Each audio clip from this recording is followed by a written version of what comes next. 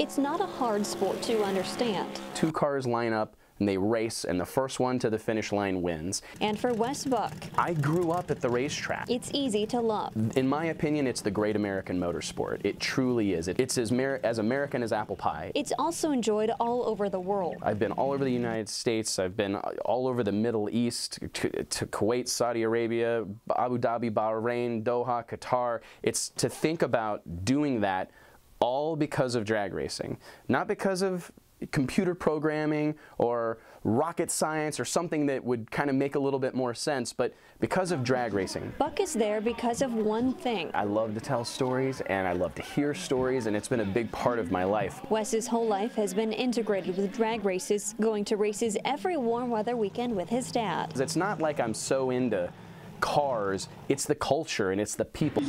So when he was deciding on a career, he knew there was a need for something that he and a group of friends could provide. There was no independent voice, and I thought, we can solve that. We had no experience in what we were doing, but we knew, again, we knew the story we wanted to tell. We knew all these racers. I knew my family and all these great people, men and women, young and old, from every different imaginable walk of life, who all had these awesome stories, these stories of triumph and struggle and everything in between, and we really just went to work one by one telling the story of the incredible men and women that make up the sport of drag racing.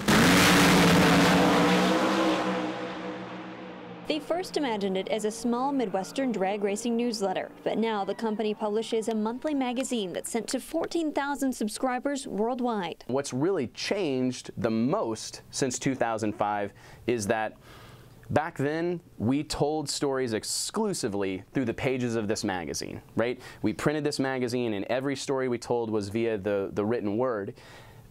Over the course of those 12, 13 years that have passed, we now use every imaginable medium to tell stories. The magazine has a team of 20 full-time employees at offices in Nashville, Ohio, North Carolina, and of course Kirksville. It takes an army and an army of people to do this, but especially as the audience has grown. It was more manageable when it was smaller, but now we cater to about 400,000 people a month. So it's like, to keep them fed, so to speak, it takes a lot of cooks in the kitchen. Buck says the hard work of running the magazine is worth it.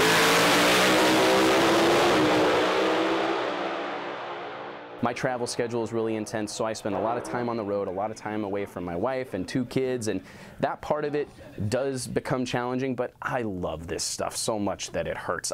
Drag racing is so much a part of me that I would be lost without it. So that adage that, you know, do what you love and you'll never work a day in your life, I feel I'm living the dream. That's talking about me. I literally cannot wait to get in here. I can't wait to get to the next race. Because he's doing what he loves, telling stories. Realize that, hey, we've really made a difference here, and that's, I think, what I'm the most proud of.